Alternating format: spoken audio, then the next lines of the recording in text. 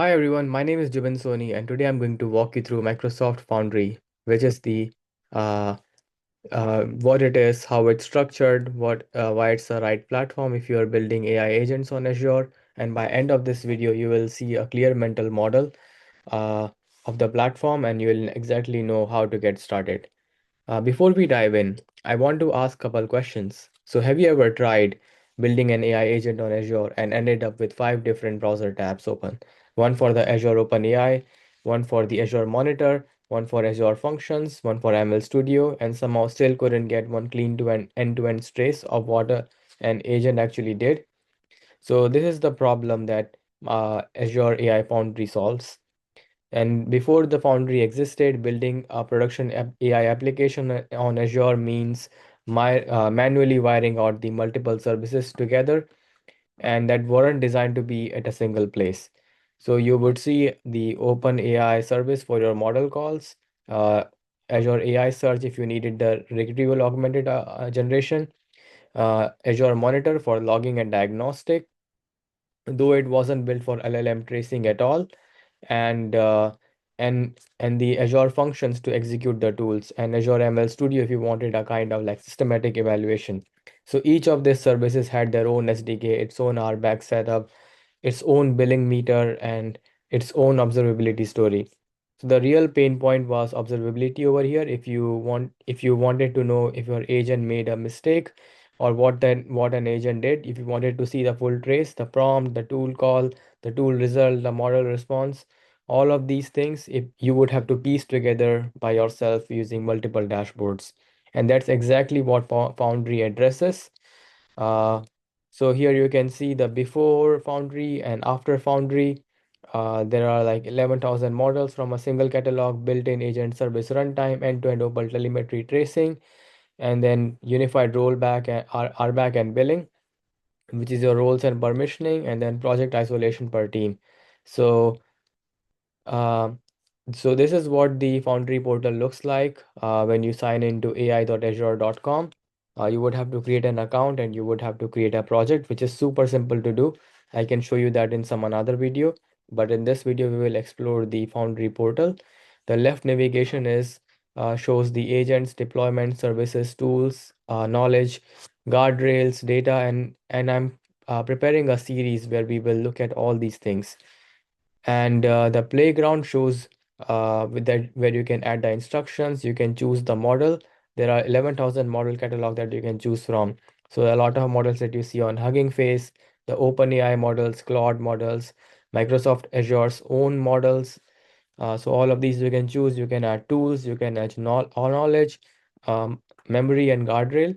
And then if you look at my chat that I've shown over here, I have asked an agent a simple question, a simple message, hi, and then it gets back to me.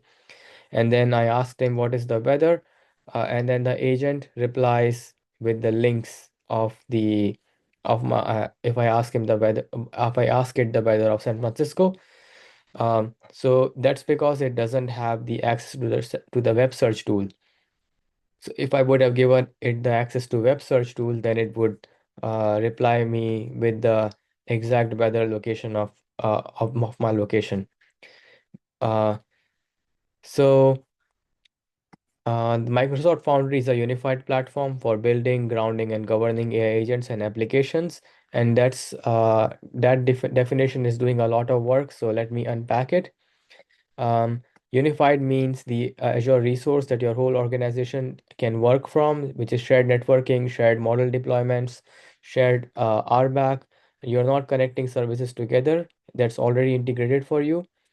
Ground means connecting your agents to your own data, which is documents, databases, SharePoint, Fabric, Lakehouses. So responses are grounded in your organization actually knows. And then govern means enterprise grade access control, audit logging, content safety, and observability infrastructure to understand your agent, what it's doing, and once they are into production. So Microsoft describes the platform around three dimensions: open, access to over 11,000 models, which is not just OpenAI models, but Anthropic, Meta, Google, XAI, Hugging Face, all deployable from the same interface and the same SDK. So this is pretty huge. And then intelligent means the platform ships with built-in agent service, which is also pretty big thing. And then grounding from what Microsoft calls IQ stack and evaluation tooling that's integrated into the same project context. And trusted means Entra ID role assignments, end-to-end open telemetry tracing, and content safety at the API layer. So the enterprise story is the first class concern, not something you can retrofit later. And now let's look at how Foundry is organized. So this session is going to be more theoretical. I will be going into the deep dives of the technical of the Foundry. So at the top, you see the Azure subscription, same as your any other Azure workload. Inside that, you can create Foundry resource. This is the first class Azure resource managed at your platform infrastructure team, and this is where they configure the virtual network integration, Entra ID, shared model deployments, security policies. One setup applied consistently to everything that runs inside it. And once the Foundry resource, you create the projects. Um, and an isolation deployment namespace, its own RBAC scope, its own storage, its own compute context, and your finance team gets one project, your CX team gets another, your ops team gets a third. So you get the point. And inside each project, you have your own actual deployment assets and the agents you have built, your evaluation data sets, and your results uploaded for grounding and trace records from your production runs. So the design intent here is clear separation of concerns, and the platform team sets the perimeter. The engineering team works freely within the project. And this diagram walks you through what actually happens inside every time a client sends a message to the Foundry agent. So the client makes a request either via REST API or the Foundry SDK, and the request carries a thread ID, and this is where the agent service tracks the conversation across multiple teams. So you see the thread ID plus message, and the agent service as the thread and state, and then the agent receives that request. It loads the system prompt configured for that agent, reconstruct the message history for that thread, and creates a run, which is the unit of the execution for the Foundry. And that run is submitted to the LLM, and then LLM has the reasoning. It can do the tool calls. It has the tool runner and the MCP function, and then the result gets injected back into the context, and the model reasons again. This loop repeat multiple times with a single run. And once the model observability piece on that part, this is where the Foundry is genuinely different from just calling an API directly. Every node in this flow emits an open telemetry span. So span means the name, input, output token, latency, tool arguments, all captured automatically. Foundry stitches those spans into a single distributed trace for an entire run, and that trace is what makes this possible uh, for the agent to do. And then we go deep into so into the later videos. So the Foundry gives you two distinct ways to run agents, which is picking the right one, and the picking up the right one matters early. So the prompt agent is authored entirely in the Foundry portal. You write a system prompt, select the tools from tool built-in catalog, web search, code interpreter, file search, and so on, which you will see in the later videos. And then the Foundry take cares of the rest. There is no application code to run, no container to build, no compute to provision. And this is the right starting point for most people to validate the use case quickly. And then you can configure all your agent parameters right in the portal that I showed you in the earlier slides. And the hosted agent is containerized application that you write. So you can write your you can use your LangChain, OpenAI agent SDK, semantic kernel, and customize your agent however you want with the code later on. Uh, and then you build the container, push it to a registry. The Foundry manages the endpoint and scales it, and handles the managed identity for your downstream Azure services, and plugs it back to the tracing infrastructure automatically. So the practical starting point, begin with the prompt agent and validate your idea, and then migrate to the hosted agent.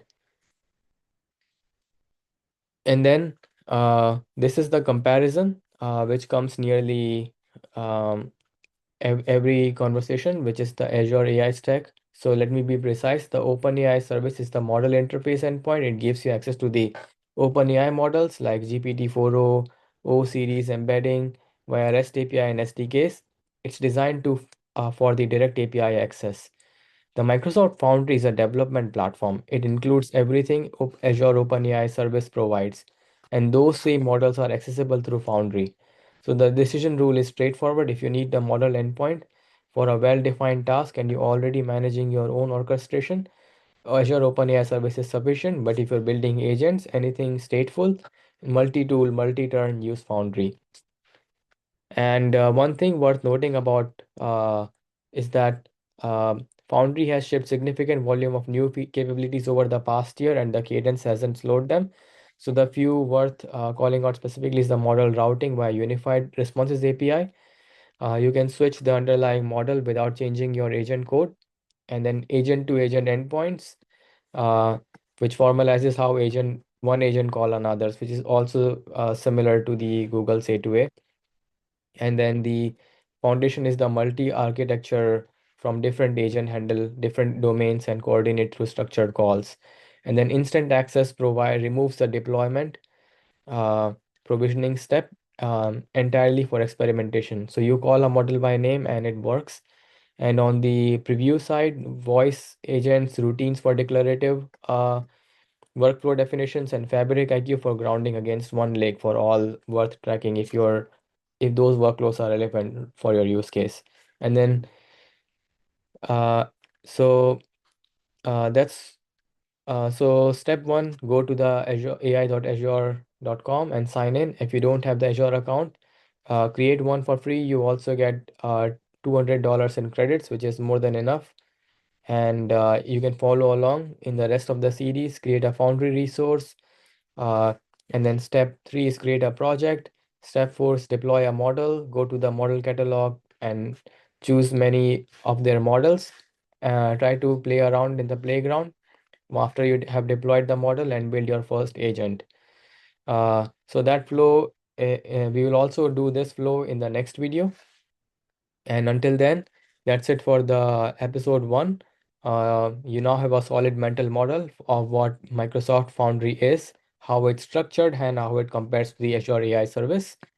Uh, and then we will also build real prompt agent in the Foundry portal step by step in the next series. So if you have any comments, drop them into the comment section below, and do subscribe and hit the bell icon. Thank you.